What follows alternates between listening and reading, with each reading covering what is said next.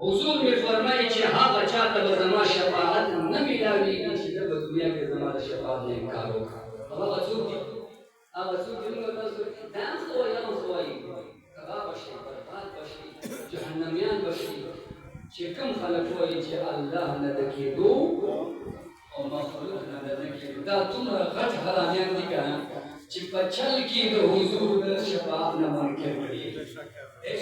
حضور علیه السلام دا غټ ګناهګار چې حضور علیه السلام د لاس نه ونیو جنت یې راغلی دا د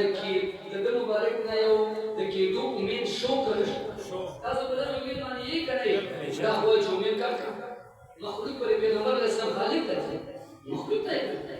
نو دا ارامیان دي دا مخ ته نه یادوي همدغه اصلي یادوي مولا دوی غرق او برکت همدغه یاد وساتئ هر چا سره نه کېږي که دا خبره د خولې نه ووته نو دغه یو د ګټې میدان دی دغه بایلو دی چې کوم یو دی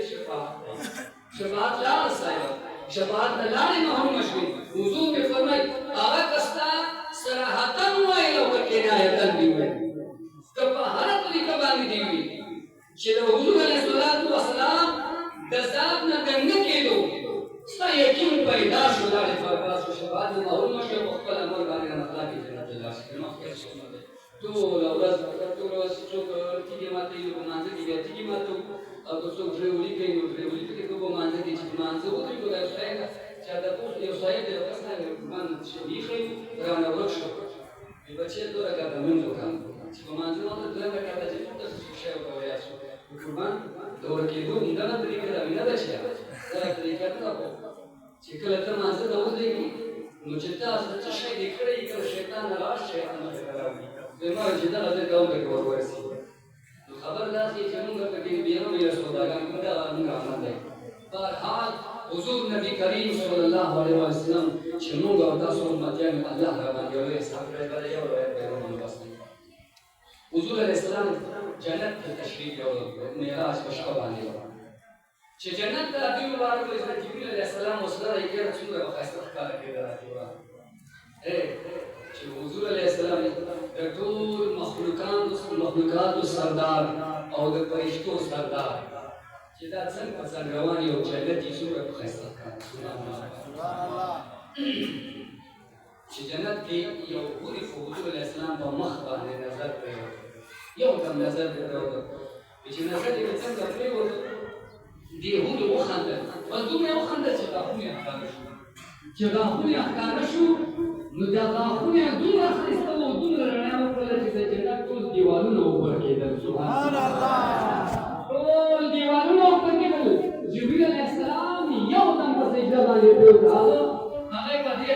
خبره کې چیرې دا د الله جل جلاله د نور جلوه باندې وفرمایله د جنت فرشتې مشرې فرشتې نگران فرشتې اواز وکړو جبریل علیه السلام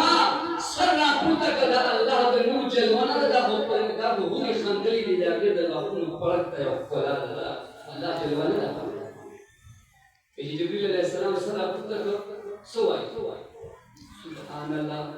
دا سبحان الله لفظ کله کله سره تعجب کې چې دوی اوسي که نه څوک د بېلټین وایي که نه څوک په دې خبرو کې سبحان الله وایي یې که نه جبریل علیه السلام د هورې په ښایست باندې تعجب کوي او عرض کوي